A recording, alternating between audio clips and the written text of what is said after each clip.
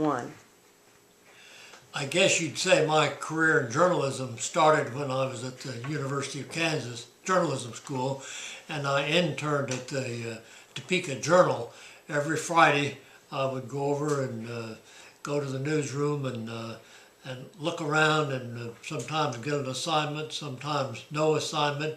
It was exciting though, being in a newsroom at that time, and of course it was so new to me. I hadn't been in a newsroom since I was in my father's newsroom at a weekly newspaper in Arcadia, Kansas.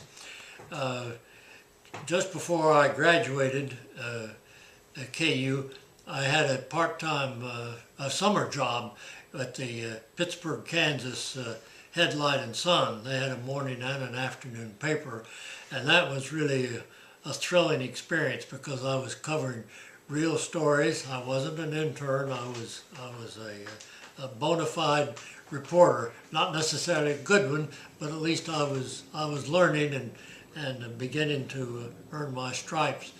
From there, my career was interrupted by 2 years as a draftee during the Korean War, and happily I did not go overseas. I never did see action. All my action was at home in the United States. After I got out of the Army, I helped my brother Bill paint his house in Kansas City, Kansas. While I was there, the University of Kansas Personnel Department tracked me down and said there were job offerings in Indianapolis and New Orleans for a reporter with United Press International. I said, boy, if there's a job in New Orleans, I'm going to take it. So I signed up immediately, and within a couple of weeks I was on my way to New Orleans, where I was a reporter for the United Press International. That was very exciting. We were in off the newsroom of the New Orleans Item, which was one of the afternoon papers in New Orleans. After I'd spent time there, I was promoted and became bureau chief in Baton Rouge for UPI. I got to cover the legislature, and during that period I covered different governors, Governor Kennan and Governor McKithen, Governor Earl Long, Governor Jimmy Davis, who wrote You Are My Sunshine. I was promoted from there to bureau chief in New Orleans, and just had a ball down there. It was very demanding, and probably got promoted sooner than I should have. I probably should have had more experience, but I partly made up for that by putting in very long hours, and I was very eager to do the right thing, and most of the time I did the right thing, I believe. My work was viewed by the news director, Bill Monroe, at WDSU-TV, the NBC affiliate in New Orleans. He said, how would you like to come work in TV and go to Washington and be a Washington correspondent?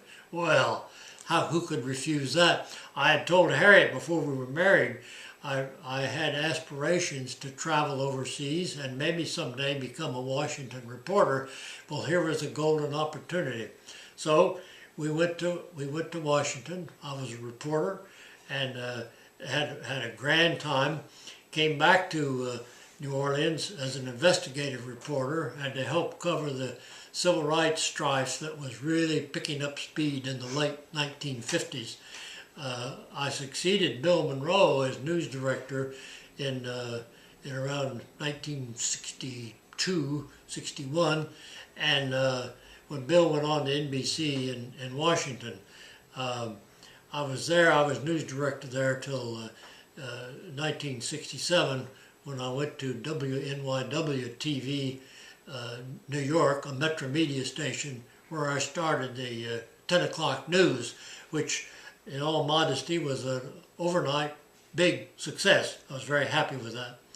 From there I went to the Washington Post Company and worked first for WTOP-TV as vice president and general manager.